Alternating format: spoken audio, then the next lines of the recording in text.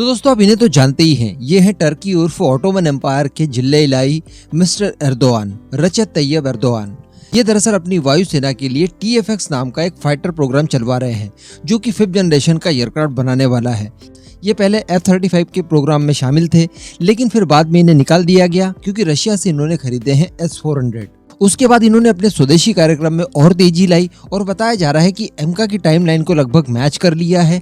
Even एमका से भी 1-2 साल पहले ये अपने फाइटर जेट को सर्विस में ले आएंगे, यानी अभी 2025 में ही इसका रोल आउट कर दिया जाएगा। उसके बाद 30-31 में ये सर्विस में आ जाएगा। टर्किश एयरफोर्स इसे उड़ाना शुरू कर देगी, ठीक वैसे ही जैसे भारत की वायुसेना एमका को उड़ाने वाली है।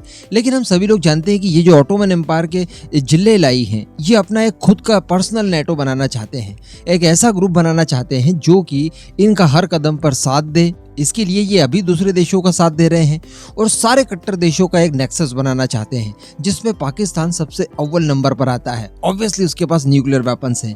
थोड़ी बहुत टेक्नोलॉजी अगर इनको मिल जाए तो क्या प्रॉब्लम है, ये भी अपने खुद के बूते बना लेंगे। इन्हें पता है कि एक ना एक दिन, और वो एक ना एक दिन बहुत जल्द आने वाला है, जब नेटो इन्हें बाहर का रास्ता दिखा देगा। उसके बाद ये अपना खुद का नेटो बनाकर उसके ऊपर रूल करेंगे और सबसे पहला इनका टारगेट होगा सऊदी अरेबिया और UAE। इसलिए नन्हे मुन्ने देशों को ये अपने साथ ले रहे हैं, जैसे कि अजरबैजान, उसके बाद पाकिस्तान है, एक और देश है कतर। इन तीनों देशों के साथ इनकी खासी बनती है। आने वाले समय में कुछ और कट्टर देश भी इनके साथ जुड़ते जाएंगे, लेकिन इन्हीं सब कारणों की वजह से बाय डिफॉल्ट भारत इनका दुश्मन बन गया है। बेवजह ही इन्होंने बना लिया है और भारत के खिलाफ ये लगातार बयानबाजियां करना शुरू कर चुके हैं। इसी के साथ साथ भारत में आतंकवादी हमले वगैरह हो, भारत को हराया जाए, कश्मीर हड़पा जाए, इन सब चीजों को लेकर इन्होंने खासी मेहनत करनी शुरू कर दी है। और पाकिस्तान तो बिल्कुल इनका हमदर्द बन चुका है। अभी यहाँ पर एक खबर निकल कर आ रही है और वो खबर कुछ इस तरह की है कि पाकिस्तान को ये अपने TFX प्रोग्राम से जोड़ना चाहते हैं और पाकिस्तान को ये TFX फाइटर जेट, जो कि 5th जनरेशन का स्टेल्थ एयरक्राफ्ट होगा, वो प्रोवाइड कराना चाहते हैं, ताकि पाकिस्तान इन फ्यूचर जब जूझ रहा होगा भारत के एमका के खिलाफ, उस समय उनके पास भी ठीक उसी की कैटेगरी वाला एक फाइटर जेट हो। बराबर।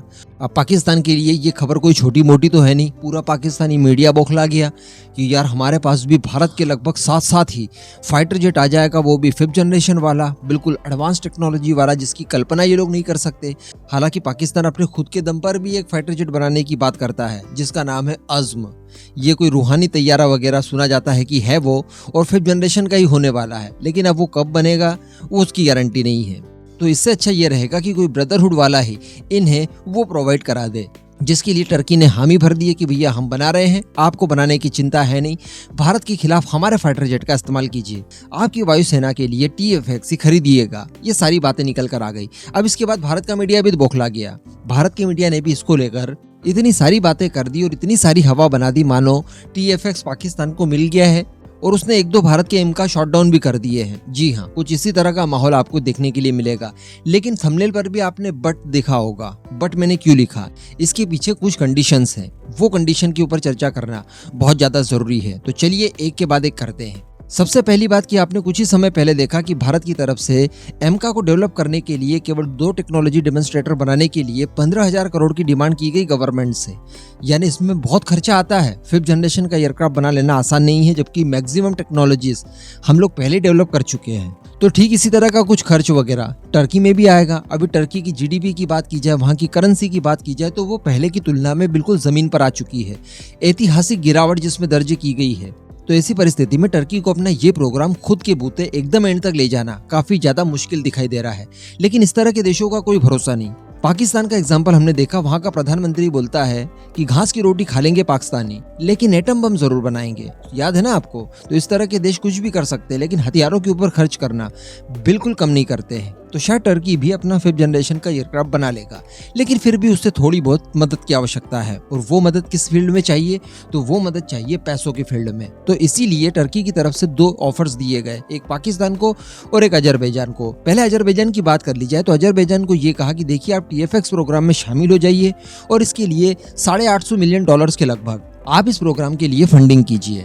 उसके बाद जब ये फाइटर जेट बन जाएंगे तो कंपलसरी रहेगा कि आपको इनमें से 20 फाइटर जेट तो खरीदने ही हैं, फिर वो 5th जनरेशन के बने या ना बने।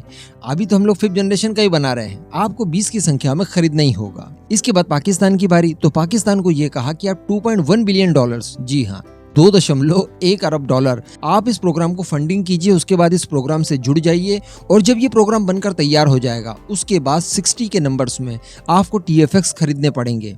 अभी अगर हम लोग ये 60 वाला नंबर पकड़ के चलें कि 60 फाइटर जेट पाकिस्तान को खरीदने पड़ेंगे, तो इसके पीछे की रियलिटी ये है कि अमेरिका अगर अभी बोल दे कि आप हमारे कबाड़ हो चुके पुराने 60 की संख्या में F-16 खरीद लीजिए पाकिस्तान नगद में, तो वो भी खरीदने के लिए पाकिस्तान के पास पैसा नहीं है। यानी जो देश 60 की संख्या में पुराने F-16 नहीं खरीद सकता वो नए TFX कैसे खरीदेगा। अभी TFX अगर 5th जनरेशन का होगा तो स्वाभाविक सी बात है कि उसकी कीमतें काफी ज्यादा हाई होंगी। दूसरी बात, फाइटर जेट खरीद लेना एक बार में ये कोई सॉल्यूशन नहीं हुआ, क्योंकि इस तरह के एडवांस फाइटर जेट की फ्लीट को मेंटेन करने के लिए आपको भारी भरकम खर्चा करना पड़ता है।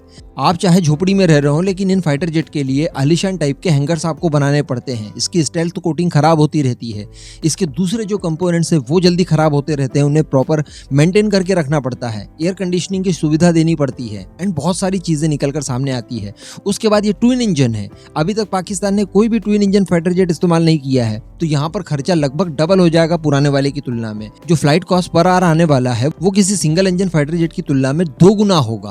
तो ये सारी चीजें भी बहुत ज्यादा मायने रखती है। इसके लिए जो वेपन पैकेज होगा, क्या टर्की पूरा का पूरा अपने दम पर बनाता है, क्या इसके बाकी के कंपोनेंट टर्की अपने दम पर बना पा रहा है, क्या जिन देशों से इसके लिए कंपोनेंट खरीदे हैं वो पाकिस्तान को इन फ्यूचर जरूरत पड़ने पर देंगे भी।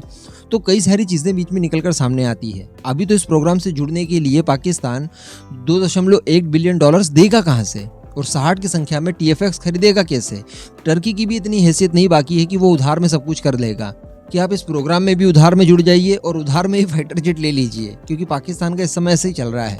कोई भी चीज़ अगर आपने पाकिस्तान को दी है तो उसका पैसा आपको समय पर मिल जाए, या समय पर ना भी मिले तो बाद में मिल जाए, इसकी भी कोई गारंटी नहीं है। हो सकता है कि ये TFX जब तक उड़ने लगे तब तक पाकिस्तान बैंक करप्ट हो चुका होगा।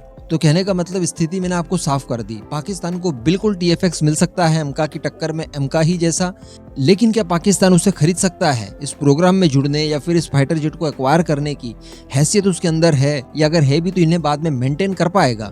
इन सब चीज़ों के ऊपर बिल्कुल अभी नहीं कहा जा सकता।